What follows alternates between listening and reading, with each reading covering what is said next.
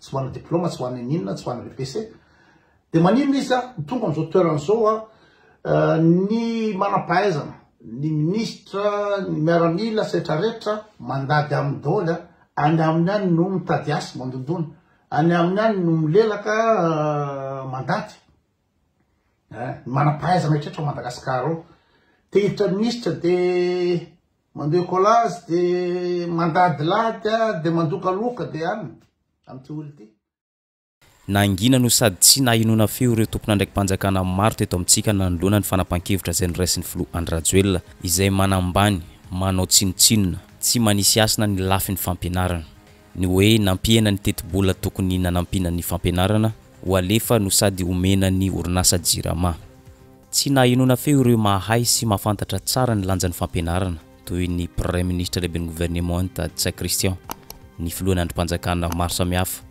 enina de solombavam-bahoaka aza tsy nahinona feo ihany koa ny ministra enina de ministra tompona andraikitra voalohany eo amin'ny lafiny fanabeazam-pirenena na lafiny fampianarana ambony eto amintsika nefa de fanapahan-kevitra efa hita miariary fa amodika ny fanabeazam-pirenena amodika ny fampianarana ny zana-bahoaka fantanena mipetraka de zao inona no mety antony zay fanginan'ireo tompona ndraiky mpanjakana maro samihafa manoloana izao fanapahan-kevitra mandeha am'izay tsy izy zao no ny tahotra ny Flo Andrajoelina be loatra ve sa no ny tsy fahaizan'izy ireo ny lanjan'ny fampianarana ny fanehoan-kevitry Kotilehilahy Maitsoambo no mamaly an'izay rehetra zay ary ho voizitsika rehefa aveo izany nivoaka tamin'ny fahanginany Raherson Mahatoky filoha nasionaly syndicat Mitafa Sorena no sady tafitohina tamin'ny fanapahan-kevitra zay noraisiny Flo Andrajoelina tsy vitany hoe tafitohina fa manameloka tanteraka ny fanapahan-kevitra zay noraisiny filoham-pirenena izay mamotika tanteraka ny lafiny fampianarana fanampin'izay manameloka tanteraka ny fihetsika solombavam-bahoaka zay minia mangina tsy miteny manoloana ny fanapahan-kevitra zay mandeha am'izay tsy izy nataon'ny filoham-pirenentsika ankehitriny tsy nahenona feo na de indray mandeha aza ny solombavam-bahoaka ny tena mampalahelo de zao varina miady tombontsoa manokana ny ankabetsahany solombavam-bahoaka ao amin'ny antenne meram-pirenena toy ny vola miditra am-paosy carburant ny fitakina 4x4 isam-batan'olona sy ny sisa fa tsy misy zay raharahin'izy ireo ny lafiny fampianarana na de niresaka an'izany izy ireo teo aloha maha-syndicaliste ao anatin'ny fanabeazana de vahaolana tena farany manambany ny rafitra fanabeazana eto Madagasikara zany hoe budget d'éducation aferena makany amin'ny jirama zay secteur hafa hita fa budgetivore ihany koa ny olona miasa ao ny fanafarana andreo vahiny avy any ivelany de tsy maintsy tato amin'ny fanabeazana ve no nalaina ny vola hanaremana an'le zavatra tsy mety miarina nefa ny aza dinony fa nany Sénat ny député de misy vola be mihodina ao amin'ny Sénat fotsiny zao 20 izy mandany 300 millions d'ariary pour carburant fa tsy karama les députés nahita ny fahorin'ny mpanabe sy ny fanabeazana zay nilaza fa mijaly ny mpanabe sy ny fanabeazana tsy mba nanao phrase akory izy tamin'izay fotoana zay hoe maninona raha ny carburant ao amin'ny chambre basse no aferena manatsara an'io délestage io na mamany olany délestage io raha nijerena le fitsika de niena aloha ny budget d'éducation zay fianana zay aloha de misy ako no an'ny maître fram mbola itoy indray zany le tsy fisina recrutement ayany ilazako an'izay faharoa ity manara-penitra sy trano bozaka any ambany vohatra any aminay ity mbola itoy indray zany io le manara-penitra mitritra tsisy entretien satria efa tsy mahazo makavola mpitantana sekoly lay trano bozaka any ambany vohatra ihany koa tsisy fikarakarana satria le nilazaina tao anatin'le filazana de ny hoe budget io zany tsy voafaritra hoe budget momba ny carburant ny ministère ve fa ho an'ny école ratsorina zany de hoe lay karakarana sekoly mihitsy no nafindra amin'io tsisy fananganana sekoly tsisy fanatsarana sekoly ny ambany vohatra de hijanona ambany vohatra ny andreny vohatra ho andreny vohatra ihany ndaova litsika ny fantanina zay napetratsika teny amboalohany ny hoe nahoana ireo tompona ndraiky mpanjakana maro no mangina tsy miteny manoloana ny fanapahan-kevitra zay noraisiny Flo Andrajoelina izay hita fa amodika ny lafiny fampianarana toy izao ny fanehoan-kevitry Kotilehilahy Maitsoambo ndao zaretsika roy zany ny voalohany iza marina Flo Andrajoelina raha ny fanehoan-kevitry Kotilehilahy Maitsoambo manokana izany raha ny famaritan'ny Kotilehilahy Maitsoambo azy manokana dia olona tsy de nanahoana firy teo amin'ny lafiny fianarana i Flo Andrajoelina filoha tsy manana BPC no namaritany azy fa ndao ampiasaitsika ny terme hoe tsy dia nanahoana firy teo amin'ny lafiny fianarana dia aveo lasa mpampandihy no sady mpanao organisation ny événement maro samihafa taorin'izay lasa nanana orinasa nanana fikambanana dia lasa ny afara tamin'ny sehatra politika izy tateorina ary izao lasa président ny république ny Madagasikara ankehitriny izao. Arak'izany tsy mahagaga raha tsy manisy asiny lafin'ny fampianarana ity filoha Andry Rajoelina ity satria ny azo manokana dia tsy nandalina zany ary tsy nandany fotoana ny hianatra zany izy fa ankehitriny izao hitantsika izao fa lasa filoham-pirenena izy. Iza moa zany ny rangahy izy mitondra antsika amin'izao fotoana izao izy io dia olona ina moa zany tsy afaka BPC izy dia nampidirina tao amin'ny Rahasalama dia tovolahy ina moa zany playboy mpampandihy mipetraka Trebe Sarety zay ty olona ity tena ninona no tonga amin'izao toerana izao izy amin'izao toerana izao izy no puissant indrindra izy manana fahefana indrindra hafa ny président ny andafy ohatra ataontsika hoe Emmanuel Macron na Donald Trump na Joe Biden na Isadora Angela Merkel reny président rehetratreny tsisy manana plein pouvoir. Ndao valitsika amin'izay ny fanontaniana nahoana no mangina ireo tompona ndraiky mpanjakana maro samihafa. Ny antony dia zao i filoha Andry Rajoelina dia filoham-pirenena manana fahefana zato isan-jatony ary tsy azo kitikitihana iza na iza.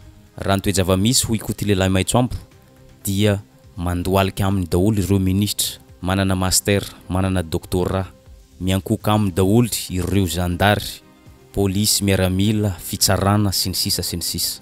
Super président moa no terme nampiasainy koty lehilahy maitsoampo amin'ny maha super président any filoha Andry Rajoelina izay dia afaka managadra olona izy ary afaka tsy managadra olona rehefa olona namany na ireo olona izay manodidina azy na dia manao skandale toy ny ahoana azy na manondrana renan-kibon-tany na manao kolikoly na dia mitetika ny amon'olona azy mbola manana fahefana ny hiaro an'ny olona anankiray ny filoham-pirenentsika Andry Rajoelina. Hany ka matahotra ireo ministra matahotra ireo tompona ndraiky mpanjakana anakena ny fanampan-kevitra zay noraisiny na dia hita fa amotika ny hoavin'ny zana-bahoaka ny hoavin'ny firenena ary ny hoavin'ny Madagasikara raha ny marimarina kokoa. Antsika manana super président izy afaka manao rehetrarehetra izy afaka managadra olona afaka tsy mampigadra koa rehefa kamana na manao tentative de meurtre na manondrana bois de rose na manao ninina dia tsy migadra zany hoe plein pouvoir zany le rangahy ty nefa teniko taminareo teo zany olona mpanimpiano eny tary Be Sarety izy mpanimpiano eny tsy mana diplôma tsy mana ninina tsy mana BPC dia maninona izy tonga amin'izao toerana izao ny manam-pahaizana ny ministra ny miaramila rehetrarehetra mandady amin'ny daholo any amin'ny any no mitady asy mandondona any amin'ny any no milelaka mandady manam-pahaizana rehetrarehetra Madagasikara ao te hiditra ministra dia mandeha écolage dia mandady lady dia mandokaloka dia any amin'ity olo ity. Fanampin'izay ndao amarintsika ny fanehoan-kevitra izay nataony koty lehilahy maitsoampo ny hoe filoham-pirenena tsy nahita fianarana i Andry Rajoelina na araka ny filazany azy hoe tsy manana BPC. Tena zay tokoa ve ny zava-misy? Rehefa nanao recherche tato amin'ny chaîne Roatelo dia nahita ny CV-ny Andry Rajoelina tato amin'ny tranokalan'ny présidence de la République. Ho antsika izay manana fotoana malalaka tsara dia afaka mamaky hatramin'ny voalohany ka hatramin'ny farany fa ny teboka tena manandanja indrindra no raisitsika no tsongaitsika atao anatin'ity CV-ny filoha Andry Rajoelina ity. Raha mamaky hatramin'ny voalohany ka hatramin'ny farany isika dia mahatsikaritra fa tsy misy resaka lalam-pianarana izay nandalovany ity CV-ny filoham-pirenentsika ity. Aka ohatra isika tamin'ny fahafito amby folo taonany nilona tao anatin'ny mozika mampandihy sy ireo événement maro samihafa i filoha Andry Rajoelina ary tamin'izay fotoana izay no namorona ny antsoina hoe TGV ary ity TGV ity no lasa nanandanja toy ny diplôma azo avy amin'ny université ity TGV ity rehefa navadika ho antoko politika tamin'ny taona 7 teo eo.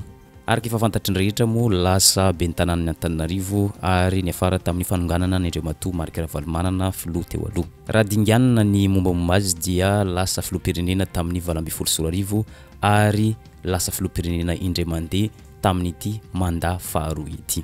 Ndao jeretsika ankaiky ny CV ny ministry ny fampianarana, ministry ny fanabeazam-pirenena izay minia mangina nanoloana ny fanapahan-kevitra zay noraisin'ny filoha Andry Rajoelina zay mamotika tanteraka ny ministera zay sahaniny. Raha ny an'ity ministry ny fanabeazam-pirenena ity dia tsy sarotra tadiavana satria izy mihitsy no nizaran'izany tao amin'ny page Facebook. Araka ny hitantsika amin'ity sary ity dia Dr Marie Michel Saondrarmalala no titre napetraky ny ity ministre ity teo ambony teo amin'ny CV-ny. Araka ny voasoratra io dia nahazo mari-pahaizana doctorat en médecine tao Antananarivo sy doctorat en droit privé et sciences criminelles tany Frantsa izy.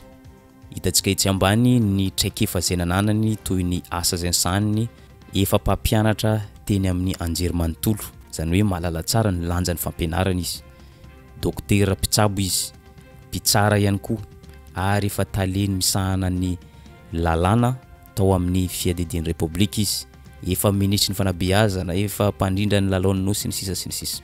Zany hoe manana traikefa ary mahalala tsara ny lanjan'ny fampianarana ity ministry ny fampianarana ity fa ninia mangina, ninia miankoka amin'ny filoha Andry Rajoelina noho ny fafantara ny fahefana ananan'ny filoham-pirenentsika zay. Araka zany rehetra zany dia malasaitrrehetra tokoa ny toe-java-misy eto amintsika. Ary efa voalaza tao anatin'ny fanehoan-kevitra zay nataon'ny Kotilelahy Maitsoambo ny tena zava-misy eto amintsika.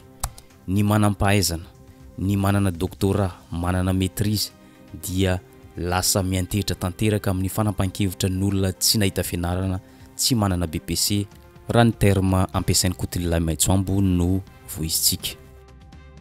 Antsika manana super président. Super président izy afaka manao rehetrarehetra.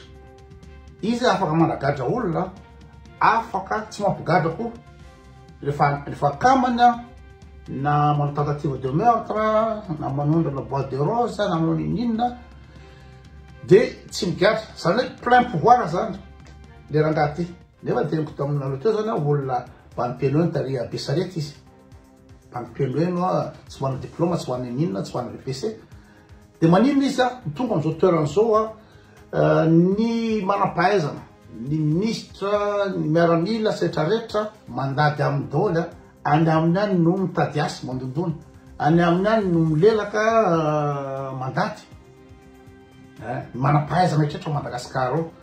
Te hiditra ministra de mandeha collage de mandady lady de mandokaloka de any amin'ity olo ity. Tiako mba voizina amin'ity video ity ny commentaire zay nataontsika mpanaraka ny chaîne roa telo nandritra ny video famakifakana makasika ny fampianarana izay novoiziny Pety Rakotiniaina. Toy izao nambarany namatsika, raha ny mpitondra no tsy nandalo fianarana loatra dia sarotra aminy ny ampiroborobo ny fampianarana sy ny alalany ny maharary ny fampianarana.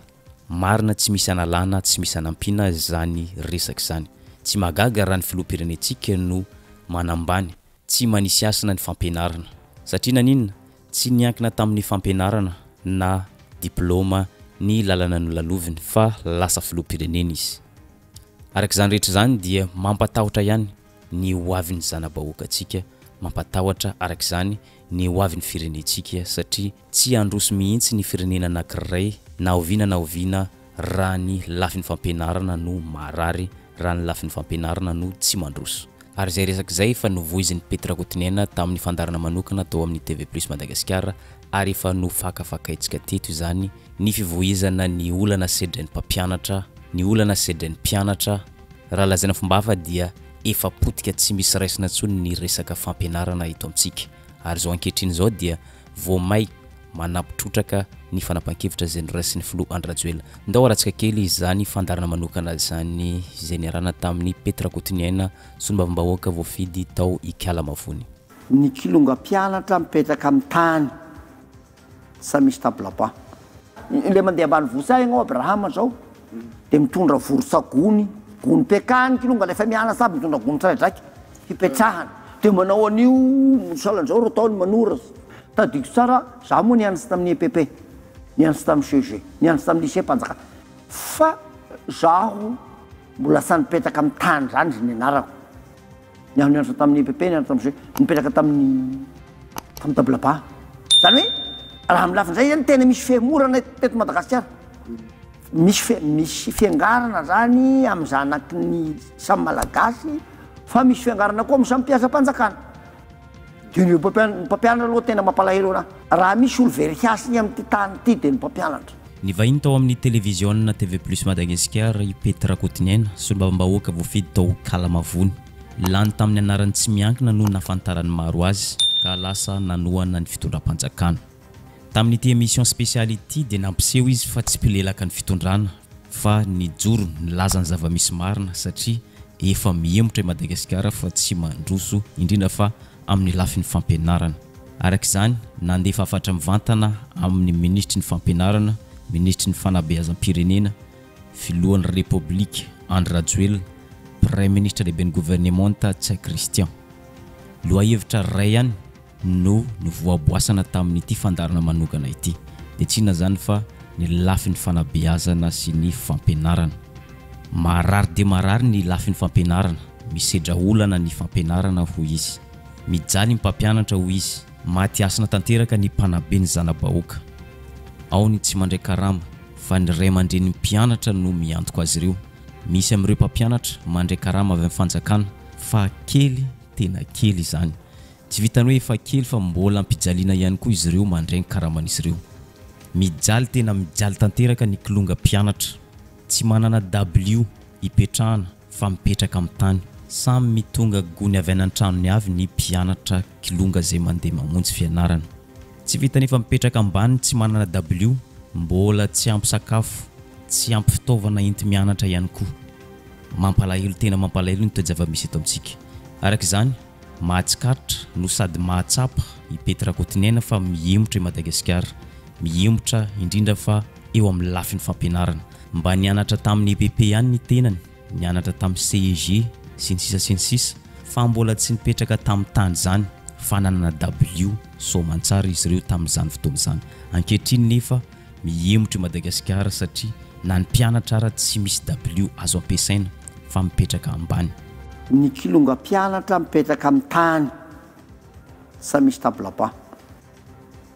Mipetraka amin'ny tany, le mandeha ambany vosa ianao Abrahama zao dia mitondra vorosagony, gony pekany kilonga lefa mianatra aby mitondra gony tsiraidraiky hipetrahana.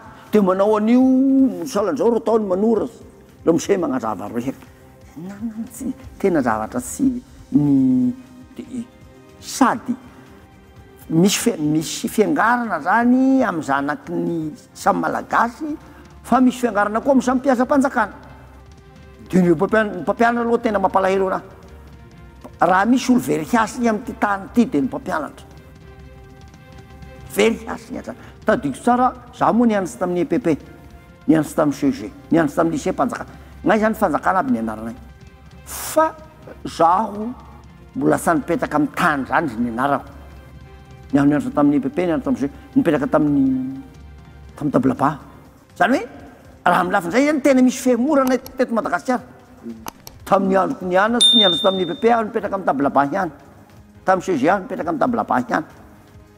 Tamin'ny lycée aho nipetraka amin'ny tablaba ihany. Amin'izao zay zany zany misy fiemorana zany raha ohatra zay revana amin'izay zay ka. Ekena ho izy ny sekoly manara-penitra izay voizin'ny filoham-pirenena sy ireo manodidina azy fa tsy tokony latsa-danja kosa ny kilonga izay mipetraka any ambanivohitra hanana W izay ampiasainy enti-mianatra. Nanamafy ihany koa i Petra Kotiniaina fa misy fahasamihafana betsaka ny kilonga an-drenivohitra sy ny ambanivohitra. Ny any ambanivohitra hoy izy tsisy fitaovana, mipetraka amin'ny tany, tsisy W, tsisy trano. Enina manana trano aza mety tsisy tafo na tsisy rindrina sy ny sisa. Ny magaga nefa hoy izy mifanohitra amin'izay ny any an-drenivohitra mipetraka amin'ny W, ampy fitaovana any ampianarana, mbola manana solosaina ihany koa, tablety sy ny sisa. Fa kilan'izay koa ny kilonga mpianatra mipetraka amin'ny tany sa misy tablaba. Raha ny zanaky ny ety an-drenivohitra Antananarivo Fianaratsoa fa milala ordinateur, tablety ny kilonga ambanivohitsy agny mpampianatra tsy mandray karama mitebiteby lava mipetraka amin'ny tany ny 20 ka hatramin'ny 70 isan-jato ny mampianatra ny kilonga ambanivohitra agny zany reo ny situation zany olana lehibe zany fiangarana zany sy rariny zany novakiny bantsilana ny olan'ireo mpampianatra vaky tanteraka ny fony milaza mitondra feon'ireo mpampianatra satria zao maro amin'ireo mpampianatra tsy mandray karama fa miasa gratuit miankin-to tanteraka amin'ny ray aman-dren'ny mpianatra misy ihany koa ireo mpampianatra vitsivitsy izay miankin-do tanteraka amin'ny fitondram-panjakana fa kely karama tsy vitany hoe kely karama fa mbola sarotra ihany koa no andraisana izany misy ihany koa ireo mpampianatra izay tena mahonena tokoa satria efa 20 taona 30 taona nanaovana asa fanompoana ny firenena nanabe ny zanabahoaka nanabe ny kilonga ho avy ny firenena fa tsy mandray karama ohatra ny kalamavony moa ny raisiny tamin'izany fa saika mitovy amin'izay tokoa ny manerina ny Madagasikara olana eran'ny Madagasikara indrindra agny ambanivohitra tena sorona zany fa misy olana lehibe ty fampianarana ty mizaly ny mpampianatra amin'ny ankapobeny zany tena mizaly ary tsy manakasiny noho ny toerana misy anazy fa akilany koa dia sahirana ny ray aman-dren'ny mpianatra be dehibe ny mpampianatra na amin'ny EPP amin'ny CEG ary misy aza amin'ny lycée raha raisiko fotony zao ohatra ny district ny Kalamavony mpampianatra sy mandray karama tsisy karama raisiny isam-bolana zany raha misy daba ao anatin'ny district ny Kalamavony zao a 270 ireo mpampianatra reo 270 raha sy misy an'ireo mpampianatra reo nefa dia tsisy fampianarana hanjara mihitsy tena sy hianatra ny kilonga io nefa tsy mandray vola tsy mandray karama zany tsy mandray karama isam-bolana zany zay inona ny vokatr' zay dia zao eo amin'ny fampianarana mampianatra ny mpampianatra no sady mieritreritra ho ae koa ro ahitana hanina hoanina ireo mananjanaka zay misy fetraka any amin'ny fampianarana zany zay ho ny mpianatra manokana fotsiny misy vokadrasiny zany fa akoatran'izay ohatra zao ny mpianatra sady ny mpampianatra mampianatra anazy mpampianatra tsy mandray karama ramose-daba ary lasa ramose-daba lava izy amin'izao satria no misy efa mpampianatra 20 taona 10 taona mahery sy mandray karama amin'ny fanjakana tsisy ninina raisiny zany mampalahelo mihitsy fiantraikan'izany rehetra zany dia zao lasa mitebiteby lava ny mpampianatra tsy afaka mifantoka zato isan-jatona amin'ny asa izay ataony mandinika foana isan'andro hoe inona no hoanina rahampitso inona no hoanina afaka mpitso mametra-panontaniana foana ao an-tsaina mandritra ny fotoana fampianarana hoe aiza no ahitana vola iainana miaina araka izany ny fahafahan'izy ireo mampita fahalalana amin'ny mpianatra sy mamolavola ny ankizy olombanina ny tena loza dia zao lasa manao asa hafa ireo mpampianatra mitady vola toy ny hoe mivarotra kitay maheno tsara isika mivarotra kitay ny mpampianatra mba entina mamelon-tena mamelona vady aman-janaka tsy rariny zany rehetra zany hoy Petra Kotinena ka tokony ho jerena vahaolana aingana dia aingana mampalahelo mihitsy inona ny fipetraka an'izay amin'ny mpianatra dia saika ny lovana dia hoe sy maintsy misy fipetraka an'izany amin'ny fianaran'ny kilonga zany zay satria olona mitebiteby lava ho ayakory tana hanina hoanina misy mpampianatra azy mila kitay roba sisa ivelomany zany mivarotra kitay ahoana mani hanagna ny hasina amin'izany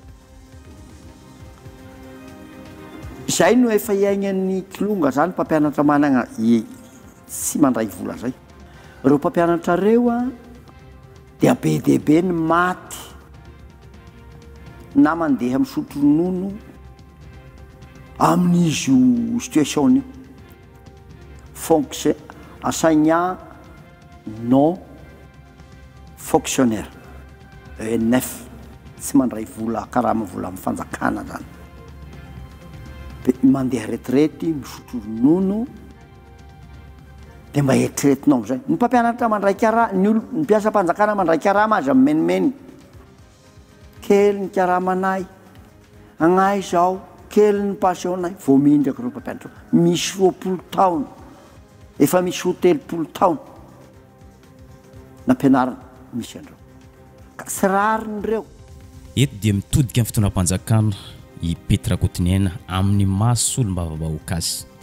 Tsy rariny no sady tsy azo ekena ny karazana fametrahana fahasambiafana eo amin'ny samby malagasy na eo amin'ny samby atsika eto Madagasikara. Ny zavatra hitany dia zao, efa misy mihitsy apetraka hoe misy zanak'olona ho potehana, misy zanak'olona omena fahalalana sy fahafahana eo amin'ny lafin'ny fanabeazana. Mitaky ny fandraisana andraikitra avy amin'ny filoham-pirenena, Premier ministre lehibe ny gouvernemanta sy ministry ny fanabeazam-pirenena amin'izao fahasahiranana eo amin'ny lafin'ny fampianarana izao. Ka zay no naovana aso amin'ny président de la République amin'andriamantoa premier ministre zay révoquaky ty fampianarana ty.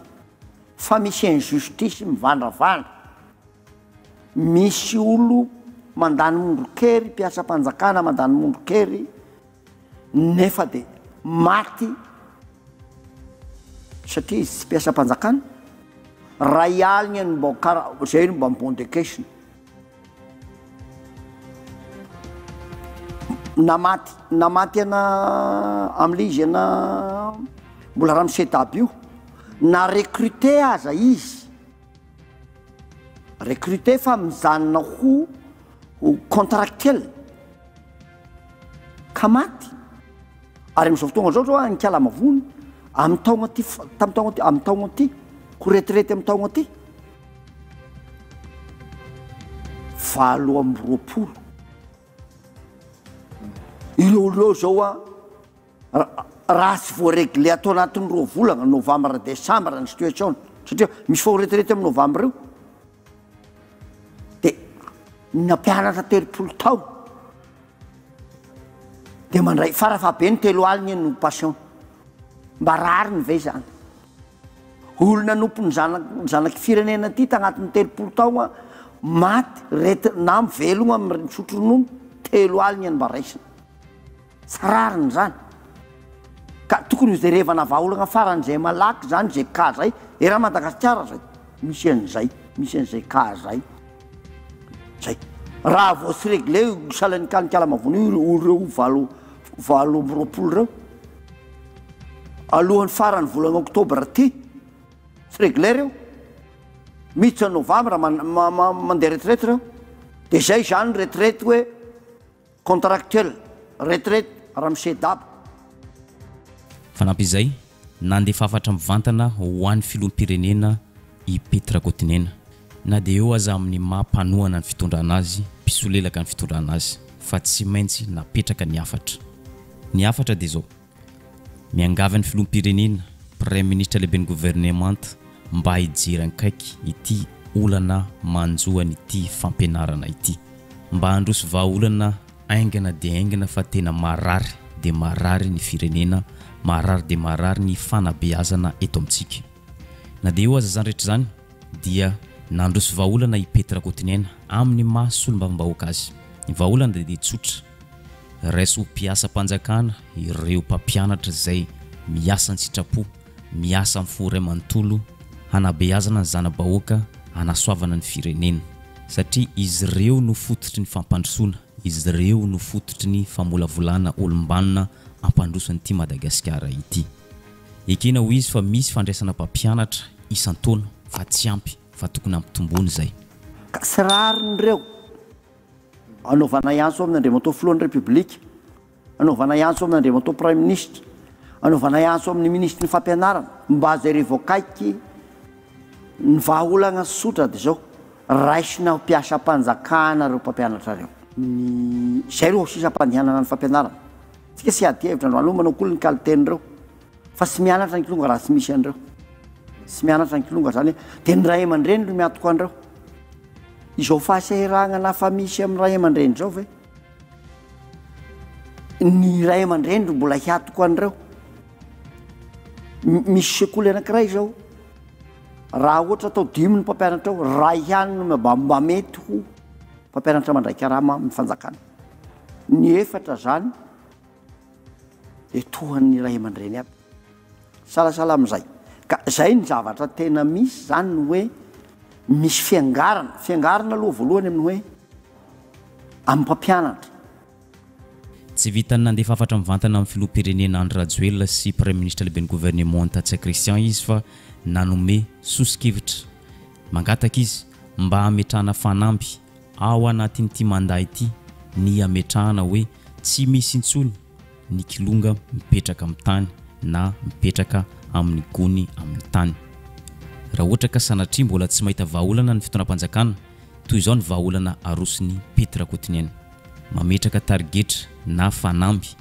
ohatra mamokatra W telo hetsy isan-taona mandra-pataperany ity mandany filoham-pirenena ity azo antenena fa tratra ny tanjona tsy hisy intsony ny kilonga hipetraka amin'ny tany fa hitovy toy ny zaza eny an-drenivohitra ny kilonga any ambanivohitra hoy Petra Kotiniana zay no ametrahanay hoe tokony ny fanamby lehibe hapetraka ty fitondram-panjakana ty anaovako aso amin'ny Andriamatoa Filoha Repubika Andriamatoa Praministra zao hoe atao anatin'ny 5 taona de sisy kilonga hipetraka ambanitroa fomba tokony hipetraka amin'ny tablaba aby fa tsy rariny zany mivandravandra raha te hagnatratrany nefa ny fitondram-panjakana manao calcul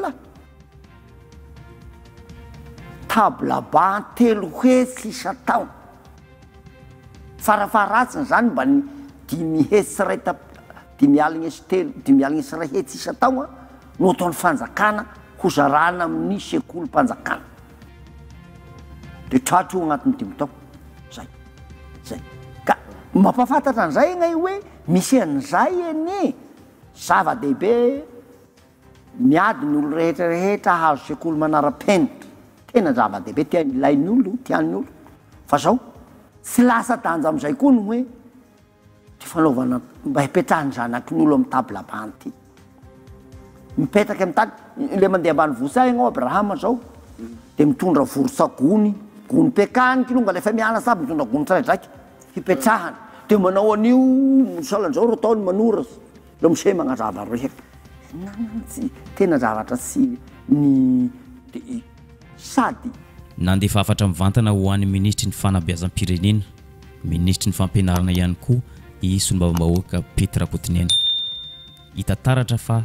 lavitra dena lavitrezaka ny fomba fiasan'ny ministera ankehitriny arak'izany mitaky ny ampitomboana folo enina de zato eny aza niezaka zay ataon'ny ministera ankehitriny mitaky ihany koa izy ny amafana ireo fahasamihafana ny zazan-drenivohitra sy ny ambanivohitra satria izy ireo no ho avin'ny firenena jereo ankaiky ny resaka W jereo ankaiky ny resaka toeram-pianarana ny karaman'ny mpampianatra sy ny sisa sy ny sisa zao mampatsiahy anazy agnay ary mamitaka zay milaza zavatra mifanotra am'ireo za tsy milaza hoe tsisy ninina ataony ministera ny fampianarana non tsy milaza an'izay fa zao ireo ny zava-misy tokony hampitomboana 10 heny 100 heny zany niezaka tokony hatao satria averiko sisy firenena manjary raha sy misy fampianarana